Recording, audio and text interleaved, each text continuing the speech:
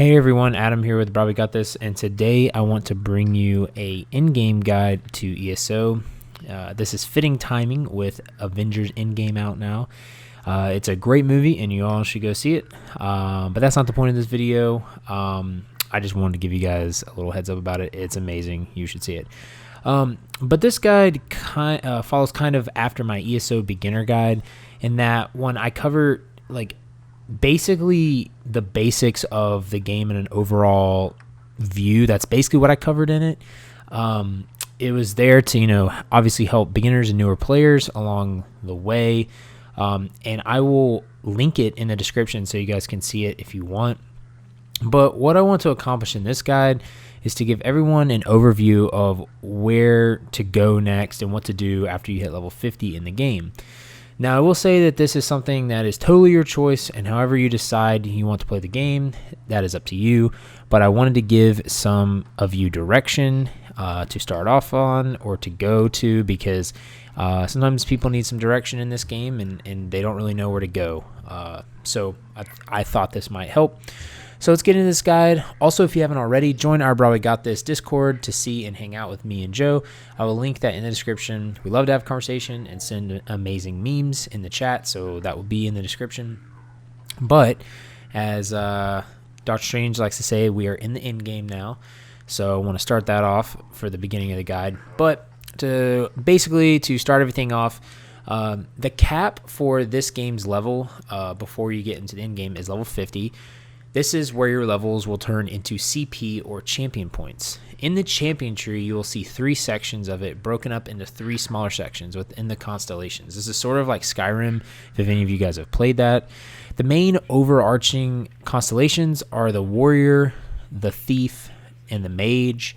Then if you dive into their subsets, in the warrior you have the steed, the lady, and the lord. The warrior tree focuses on defensive bonuses and sustain with health, which basically sustain means being able to recover, either stamina, health, magicka, so you can stay alive in a battle longer or do more DPS. But it focuses mainly on health things, defensive bonuses, all that good stuff. The thief has the tower, the lover, and the shadow. This tree focuses on some utility things such as sneaking, ultimate regen, and stamina regen sustain, just like the warrior had some health regen sustain.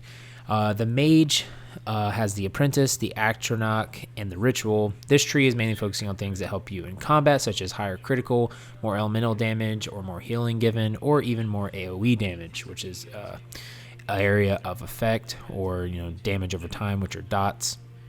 If you guys don't know those acronyms. But I will leave these up to you guys, how you want to spec into these trees. I'm not going to go in depth on every single skill on this. This is something that I will leave for another video or for future build guides that I will have in this channel. There are a lot of good build guides out there, though, for you on YouTube and show you specific specs for each tree. Again, I will eventually make some guides for builds that I'm doing, but not right now. I'm mainly focusing on just trying to help people through the game. Now, how do you get these points for these trees? Well, when you hit 50, you will earn CP points in a rotating fashion, sort of like Diablo's Paragon system, if you are familiar with that. You will go up a level and get a point for warrior, then thief, then mage. Whichever tree you're on, it will show you in the top left here. Also, something that you will start to see is enlightenment. This is something you can acquire daily, and you have a experience limit of how much enlightenment XP you can get a day. I'm not sure the exact amount, but basically it is an added increase in levels gained till a certain cap each day, and it can stack each day. So if you don't use it one day, it'll have more the next day when you log in. Right now your CP can go up to the cap of 780, but that's a soft cap. So realistically it can go above that if you get to that point. Just something to keep in mind. Also, if you make another character, a lot of people call these alts or tunes. If you get them to level 50, you will gain all the CP points you have on your other characters. So if you have a collective 480 CP main character, then all the characters you make after that, once you get to 50, will have 480 CP points to use and to slot into the specifications that you want. So now that we've explained the levels once you hit 50, you might be wondering, so what next? What do I do from here? So there is a lot. First things first, again, this is your choice. Find what you enjoy in the game and do it. You have so many options in this game. What I decided to do was I went to each zone and faction and did the quests. So that was side quests, main quests, everything. And basically, I've done every single quest in all the base game. I also finished the main quest. I did all the delves, the world bosses, and I moved on to the expansions and the DLC. And from doing that, I'm 400 CP. And I did daily dungeons, most days. That gave me XP just to give me some extra bonuses there. But let's focus in on some things that open up to you, or things to focus on doing once you do get to this point in the game.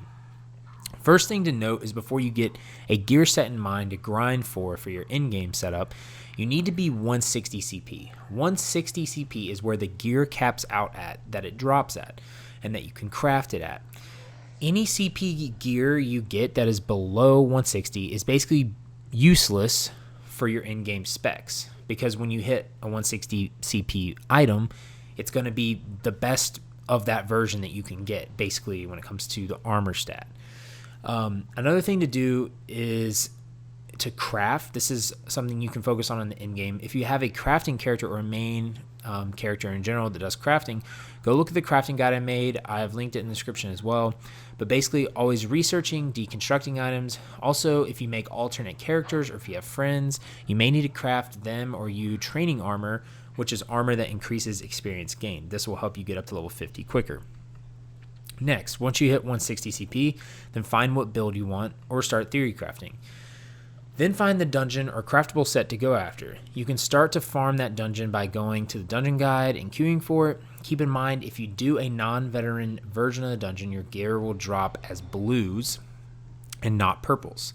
I'll explain what veteran dungeons are here in a moment, but also any loot that you acquire in dungeons can be shared with your teammates for a certain period of time, which I feel is pretty standard across MMOs, but I just wanted to let you all know that.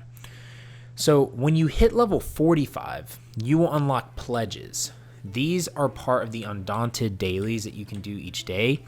You will have 3 people you can talk to here. Glirion will give you certain, I think I pronounced that right, will give you certain random pledges each day that he has a set number of dungeons that he can pull from. Then Maj, I can't pronounce that name, I'm sorry. She gives the other parts of dungeons that are in the base game. So they both have dungeons that they can give. They cannot give a dungeon that the other one gives, if that makes any sense.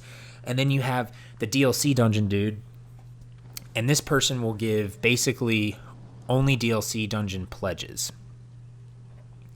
If you complete these dungeons on normal difficulty, you will result in getting 1 pledge key.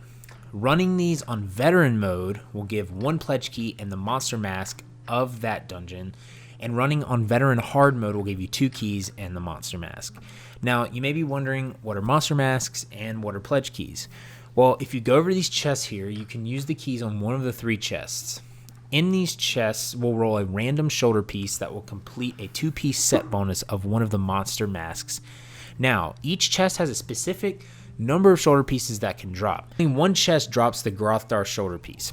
I'm going to have the pieces that drop from each chest on the screen here. It's going to be a screenshot from the wiki, so it shows you which chest pieces you need to use your keys on, or which chest you need to use your keys on to get these certain shoulder pieces. So let's look at an example. I'm wearing the Grothdar 2-piece set. That's the one that's in my spec. You see it has a 2-piece bonus that's pretty amazing. It basically makes lava pools when it procs, and it is very powerful. A lot of these 2-piece sets are very powerful, so in order to get this monster helm, I had to do Vaults of Madness on veteran mode, and the opposites and shoulder piece was in the chest that corresponded to whichever one it dropped in. So in short, people call these monster sets because it's based off a monster in each of the dungeons that they come from. Now, I wouldn't run veteran dungeons until you are at least 160 CP, just because if you're new to the game, you may not know the dungeon mechanics, and the monsters and enemies will be way stronger in them. Now, another thing to talk about is, what is veteran hard mode? Well, when you do a veteran dungeon, there will be an optional challenge for your pledge quest. If you complete this optional challenge, then you will receive an extra key. Also, these challenges will be usually at the final boss. there will be a scroll on the ground that someone on your team reads. This will activate it. A lot of these are kind of tough depending on the dungeon, so just be ready for a pretty hard fight. Now, let's talk about DLC dungeons. These are very, very difficult. They have a lot of new mechanics and boss fights that are just hard in my opinion. I haven't really tried all of them to beat all of them yet, just because I'm questing and whatnot. But the ones I've tried are very difficult. I would recommend you be at least 360 to 400 CP plus to run these. I also recommend finding a guild that does these, because queuing for a random dungeon into these are just flat out difficult, because the average player probably isn't going to understand how the mechanics work, and you're going to have to explain it to them a lot, which isn't bad, but if you want to get it done quicker, then you might want to find a guild to do this. DLC dungeons, however, reward you with motifs and other goodies to get once you complete them, so don't skip them. I think they're very worth it. Also, trials are another big thing. Trials are the raids of ESO. These are 12-man raids, and they too come with a normal and veteran mode. These are things you should try to do in a guild as well. There are so many guilds in this game that it shouldn't be hard to find one that runs these. I'll also be creating a guild for my community, so stay tuned for that. But for completing the trials in ESO, you get unique styles, skins, collectibles, player housing, furnishing recipes, and transmutation crystals. Some of the trials drop insane armor sets that are really meta for some builds. Currently, there are 7 trials, and then when Elsewhere comes out, there will be 8 trials. So try to do these as well, as they will be very rewarding. Now, speaking of motifs, something else you can do is they introduce dailies for world bosses now, and in the expansion zones, at least like Somerset and more, when you can do these dailies for rewards and a chance to get some motif or style pages that are from that zone. These are awesome and something that you shouldn't pass up, because everyone loves to look amazing in this game. It's what MMOs are about, I feel like, in my opinion, that and grinding. So for my crafters, briefly, I've mentioned this on the crafting guide, and this will be in my master crafting guide more in depth, but master writs are something you should do daily and on multiple characters. These are things that will drop from regular level 50 writs every now and then, and they will reward you with writ vouchers. These in turn can be turned into some pretty useful things for your house, like set crafting tables, transmutation tables,